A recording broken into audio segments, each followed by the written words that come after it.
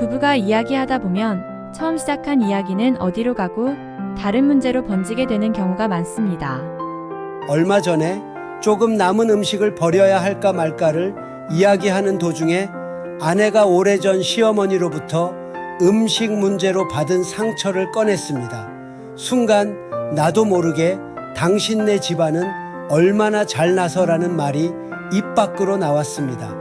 이때부터 우리 부부는 두 집안 대표가 되어 싸우게 되었습니다. 안녕하세요. 심리학박사 정윤영 TV입니다.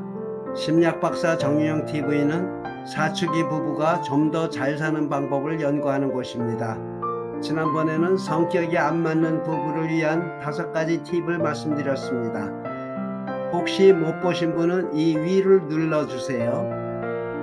오늘은 갈등 해결을 위한 5가지 팁을 가지고 왔습니다. 첫 번째, 팁으로 갈등 해결을 위하여 가장 중요한 것은 상대방의 이야기를 잘 듣는 것입니다.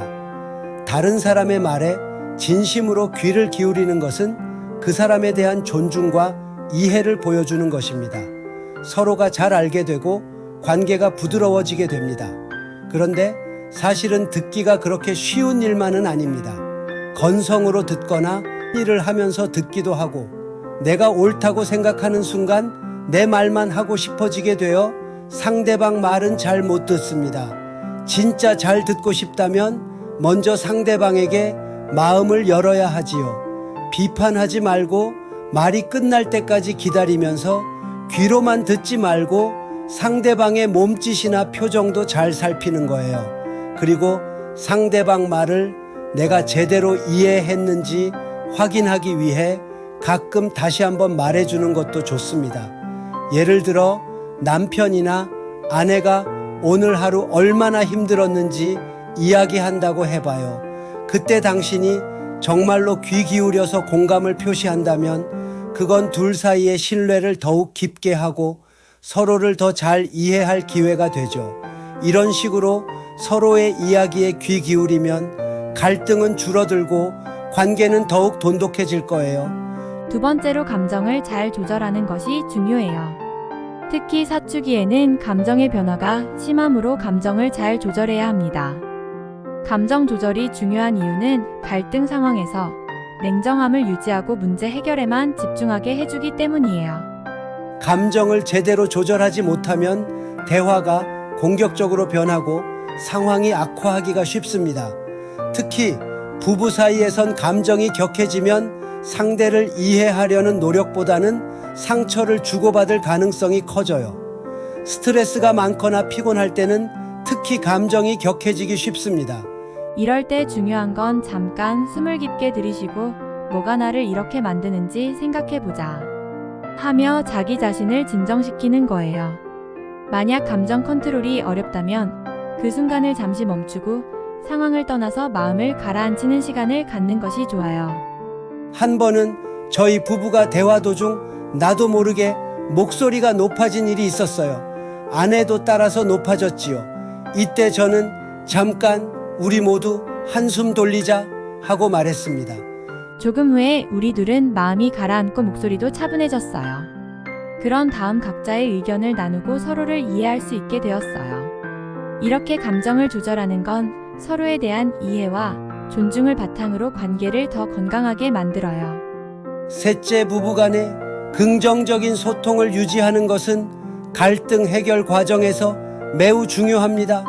부정적이고 비난적인 말 대신 건설적이고 긍정적인 방식으로 의견을 표현하려고 노력하는 것이 좋습니다. 몇 가지 예를 들어봅니다.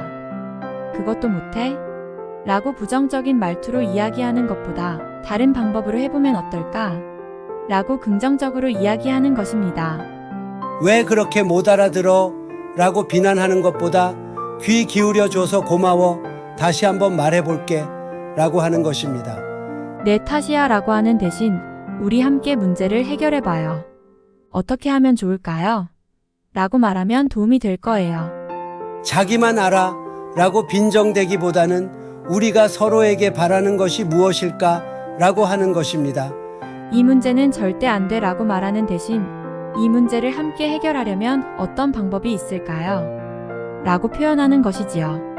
이렇게 말을 바꾸어 긍정적으로 표현하면 상대방에게 존중과 이해를 보여주고 갈등 해결 과정에서 협조적인 분위기를 조성할 수 있어요. 서로를 배려하고 존중하는 말을 사용함으로써 부부관계가 더욱 돈독해질 수 있어요. 넷째, 한 번에 한 가지 문제만 이야기하는 것이 중요합니다. 부부가 이야기하다 보면 처음 시작한 이야기는 어디로 가고 다른 문제로 번지게 되는 경우가 많습니다. 얼마 전에 조금 남은 음식을 버려야 할까 말까를 이야기하는 도중에 아내가 오래전 시어머니로부터 음식 문제로 받은 상처를 꺼냈습니다. 순간 나도 모르게 당신네 집안은 얼마나 잘나서라는 말이 입 밖으로 나왔습니다. 이때부터 우리 부부는 두 집안 대표가 되어 싸우게 되었습니다. 이때 처음 꺼낸 이야기로 다시 돌아가 한 가지 이야기만 하기가 쉽지는 않지만 매우 중요해요. 만일 실제 문제가 아닌 다른 것으로 싸우게 된다면 우선 숨을 깊게 쉬고 지금 우리가 왜 싸우는지 잘 모르겠어요. 잠깐 심호흡을 하고 문제가 무엇인지 다시 한번 생각해봐요. 라고 말하는 것이지요. 다섯째 부분은 서로 기대가 달라 실망하는 경우가 많습니다. 예를 들면 아내가 남편으로부터 생일 선물을 기대했지만 남편이 빈손으로 집에 돌아왔을 때 아내는 몹시 실망하면서도 말하지 않아요. 그러나 이 실망감은 자신도 모르게 표정과 말 그리고 행동에 나타납니다. 남편은 부인이 왜 그러는지 몰라요. 부인은 자신의 실망감을 솔직하게 표현하는 것이 좋아요. 맞벌이 부부의 경우 저녁 시간에 둘 다 피곤할 때 집안일 분담에 대한 갈등이 생길 수 있어요. 예를 들어 아내가 저녁 준비를 기대했지만 남편이 피곤해 바로 쉬려고 할 때 오늘은 내가 저녁 준비할 테니 넌 쉬어 다음에는 내가 해줄래? 라고 타협할 수 있어요. 이렇게 서로의 상황을 이해하고 작은 배려를 통해 갈등을 해결하며 관계를 돈독히 할 수 있어요. 오늘은 부부 갈등 해결을 위한 5가지 팁을 말씀드렸습니다. 갈등 해결을 위한 5가지 팁. 첫째, 갈등 해결을 위하여 가장 중요한 것은 상대방의 이야기를 잘 듣는다.